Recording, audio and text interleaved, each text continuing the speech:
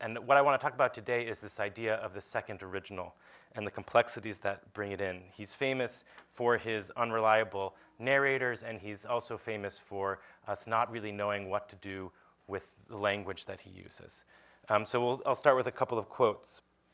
This is from 1979, though I think he mentions the term second original earlier, but here's a good quote from it. "Though I write in Yiddish, I do most of the revisions of my writings after they have been translated into English by myself and a collaborator. Because of this, I can call myself a bilingual writer and say that English has become my second original." And we know this famous idea of the second original. It's confounded scholars for some time. Which text should we trust more? Or the Yiddishists among us might say, Bashevis has betrayed the Yiddish by going over to English, sold himself to the devil that is the English language. But even just this quote, there's a lot going on here that's actually quite complex and kind of going back and forth at the same time. Looking at this first sentence, it's not very ambitious, right? What is translation? Oh, it's just some revisions here and there, and it's not even just Bashevis. It's with collaborators. So there's a kind of humility going on in this first sentence. But then all of a sudden, without much warning, he calls himself a bilingual writer. What he does in the first sentence doesn't make it seem like he's a bilingual writer in the second sentence, that he's already a bilingual writer. He's claimed this title as being someone who owns English suddenly. But even that he then undermines with this concept of the second original, because it's not his English, or it's not the first thing that happens. There's some preference here given to Yiddish, that English will always be second, and that the English will never be considered its own original or independent in some way. Here's 10 years earlier, a less polished version of this concept that, again, gets to some of the complexities. So he's asked by an interviewer, turning to a cultural question for a minute, do you actually still consider yourself a foreigner in America? Well, actually not. Certainly not from a legal point of view. If you ask me from an emotional point of view, I don't feel myself a foreigner because I love America, and I love the American people. And don't say this because I want to flatter anybody. I have no reason for it. It so happens. If you love somebody, you don't feel a stranger to him. And since my own country, Poland, where I was born, almost does not exist as far as I am concerned, it's a different world there. The US is my real home now. So just as English has become to me a second original, America is to me my real country.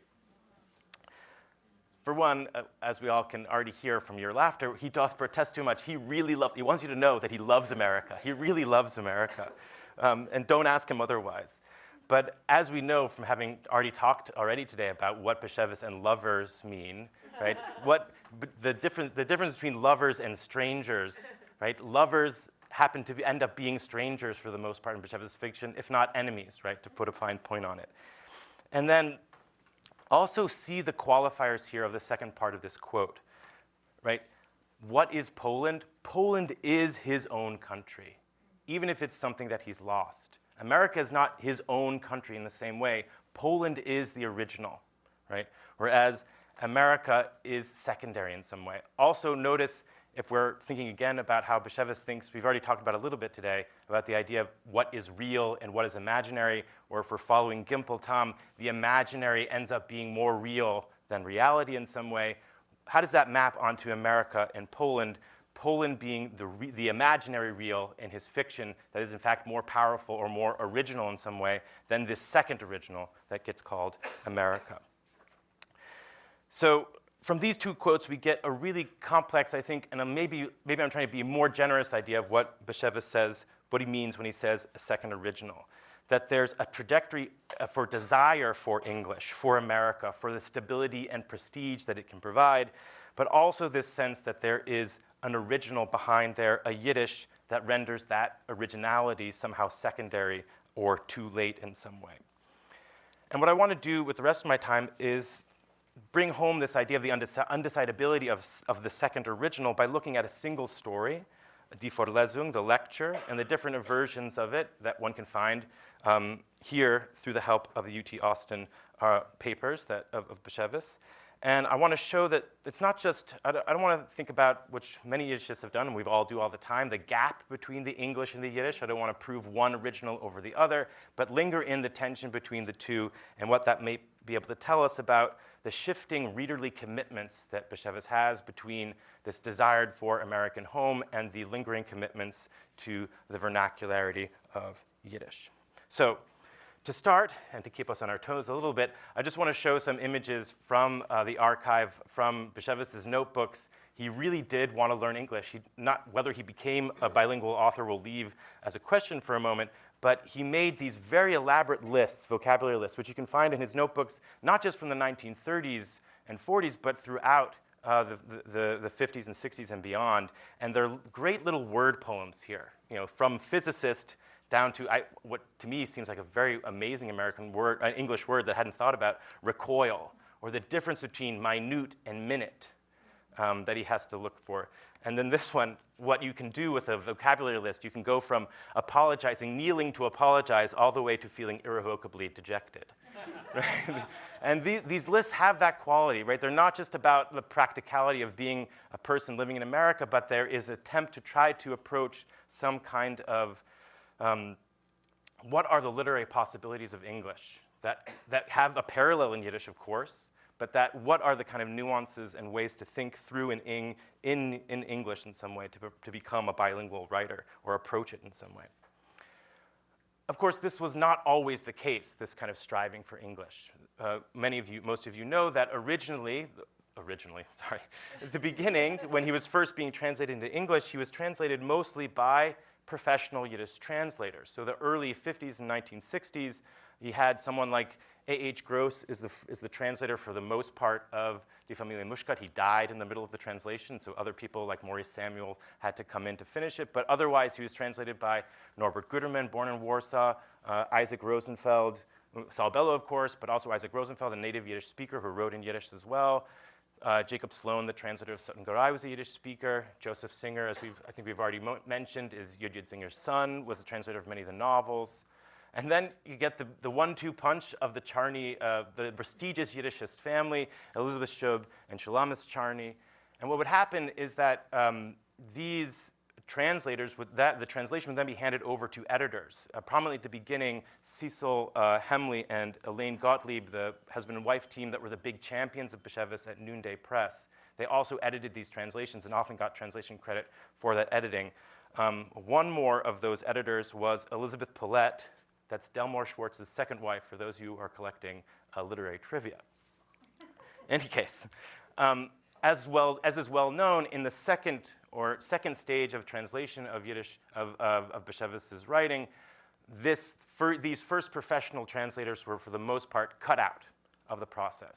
And so that you'd only have these editors or these collaborators, as he called them previously, and they would really just sort of edit his literal translations, as we well know. But there was an intermediate stage in between these two, and that's what I want to concentrate on this one story of the lecture. And this is a moment when someone with deep Yiddish knowledge did the translation, but then Bashevis came in and seized the text in order to somehow make it more closer to that idea of the second original, and a lot happens in between, and making it his own in some way. And so, just to give a little bit of a background of the publishing of Die Vorlesung. The Vorlesung came out in the Vorwärts in 1965, was serialized over 3 days, and the translation was published 2 years later in 1967 in Playboy, which was a good place to publish short stories at the time. And you'll notice on this title page that there is no translator mentioned. No translator appears, right? It's just Isaac Bashevis Singer. And from my notes, and maybe David Stromberg, who's maybe listening sometime later, I think this is the first time in which it's just Isaac Bashevis Singer gets the byline. There's no translator at all for the text. But of course, the archives here at the Harry Ransom Center tell us that there was indeed a translator. It was translated, for the most part, the heavy lifting was done by Mira Ginsburg, who had translated many stories of Isaac Bashevis Singer beforehand. She herself was born in Belarus, a native Yiddish speaker, but also a very accomplished translator, not yet at the time, but she was becoming more accomplished as a translator of Russian, including Bulgakov, and then she made her fame as a translator of children's literature. So she's really good at her job. And what happened was she did her translation and then handed it over to Bashevis, and he himself, in his own hand, started editing the text. And for the most part, his initial edits are cosmetic, a little bit stylistic, trying to make things a little bit more idiomatic. So for instance, here he changes apologetically to sheepishly, which he of course misspells, but no big deal. Or to make it feel a little bit more contemporary, he changes dream to hallucination, makes it feel a little bit more late 60s feel to it. But then he gets more brave, and we get to the last page of the story, and he cuts out, he rips off the last paragraph of the story and inserts in his own hand his own translation of the ending. Or not translation, rewriting of the ending of the story. I'm going to leave you in suspense for a little bit, also to keep you on your toes. We won't get into exactly what happens. First, I want to tell you a little bit about the story, the lecture. The lecture is an account of a pseudo-autobiographical narrator. He gets on a train to go from New York to Montreal to give a lecture at the library in Montreal.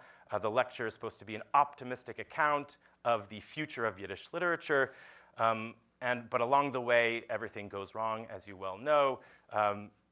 Initially, it becomes a trip not just to Montreal, but back in time, back towards the shtetl past. That's in the wintry landscape as he's going north in the train, but then also when he arrives late, the train is late, and he's picked up there by this older woman and her daughter.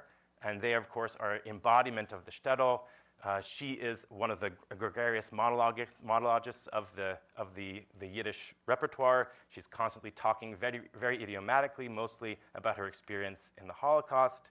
And Binele, her daughter, is referred to as a pale Hasidic boy by the narrator. So he feels he's really entered the shtetl past.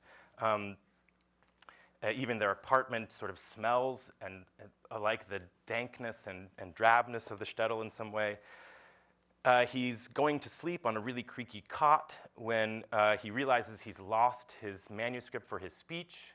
And he's at first devastated, but then actually elated that he doesn't have to give this talk, or he starts actually arguing against Yiddish literature itself. We've been arguing about whether Yiddish literature exists. In the story, he starts arguing against its very existence. And in the middle of this reverie, he's woken up as Binele has discovered that her mother has passed away, and she's screaming and is inconsolable. The writer character tries to comfort her, all the while sort of battling against the ghost of the woman who's passed away. And finally, things are only able to calm down in the morning when the writer is able to interact. Let me get this right. After he encounters a Canadian French-speaking neighbor, and they only interact in hand gestures, and only then are they able to somehow figure out a way to deal with the corpse and everything like that. And the story ends with the autobiographical character clutching his American passport in one hand and embracing Binele in the other. That's where we come to at the ending. And in some ways, the story is about a tension between two different functions of literature. Literature as a way out, as a way towards the cosmos, as reaching, as it were, something like world literature, and on the other hand, literature as a form of vernacular commitment. So literature is a way to be connected to these Yiddish-speaking shtetl Jews. And that's always in tension within the story, and then also in tension in the different kinds of endings that are offered in the text, or in the different versions of the text. So here's the first, or original, ending. This is Mira Ginsburg's restored translation, which I was able to retrieve from her archive in Columbia Library. So, ich hab der Blick der tätowierten Nummer auf ihr Ohren und gehört, wie ich sag, Binele, ich will sein mit euch wie ein Vater, wie ein Bruder. Sie hat euch lieb gehabt, schrecklich lieb gehabt. Eure Kommen ist gewesen für uns ein Jontef. Und Binele ist auf mir herabgefallen. So in this Yiddish version, I hope you read, those who needed to, the English is right there. The image of the tattooed number calls the writer to remain devoted to the survivors, right? So there's a familial love that's being constituted here, a brother a father. And even this coming together is treated almost in religious terms. It's a yontif, they're coming together. And in the end, they sort of form a kind of new, decrepit, falling apart, despairing, but still they're a family together. There's a kind of unity pronounced in this ending. Even as he's going on back to America, he's going to be an American Yiddish writer, whatever that might mean. There's a kind of sense of vernacular commitment, is the way what I would call it. Okay, here is the editing. This is the version he rips it off and puts this there instead. This is the new ending. I saw a number tattooed above her wrist and heard myself saying, Binele, I won't abandon you. I swear by the soul of your mother. Binele's body became limp in my arms. She raised her eyes and whispered, why did she do it? She just waited for your coming. So in this new version, there's still a sentimental declaration, but it's in negative terms. Right? I won't abandon you. And they're not making a new family. Right? He swears by the soul of your mother, not his. He's not going to be a brother or a father. He's an outsider, sort of interceding by accident in their family affair. Right? So he's making himself more an outsider. And then these final words are not answered by him with an embrace. The opposite, they sort of leave a kind of instability on the surface of the story. Why did she do it? She just waited for your coming. There's a sense of saying, meaning the idea is that she shouldn't have waited so long in the cold. That's what ended up killing her. That's why she died. She died from waiting for him out in the cold. But that she was waiting as if for the Messiah, right? This is a sort of redemptive literary figure. His literature was going to save her. And the story seems to be saying that he can offer no redemption. His literature does nothing for her. This kind of vernacular commitment will not do anything for her. The opposite. There's a kind of silence. His silence here confirms the actual precedence or supersession of English within the story. There's a kind of escape that's necessary from the self-destructive nightmare of Yiddish. English is the unspoken future of Bashevis's literary ambition, even as he still holds on to Binele at the same time. So what I think the lecture, or these 2 or 3 or more versions of the story that we've sort of looked at today, presents the writing of Yiddish literature as an inherently self-contradictory practice for Bashevis. Even if he declares his love for both Yiddish and English in various ways. The writer feels a moral obligation to Yiddish and its vernacularity, and to those who've suffered what appears to be its fate, but he also admits these larger ambitions to survive in America, to become something more, something secondary in English, or in something we might call world literature. So writing in Yiddish, or writing Yiddish literature, whatever that might mean, places for Bashevis, places him in a kind of liminal space between languages. The act of translation is somewhat absurd. It makes him sort of as if he's speaking of the dead in English to a non-Jew who only knows French. So there's a kind of absurd game going on here. Even so, I think one of the importance of English in this context is that it allows him to have institutional belonging, or institutional longing, if you want to put it that way. Meaning, Bashevis acknowledges the US as his linguistic or geographical home or his constant destination, despite always being haunted by ghosts along the way.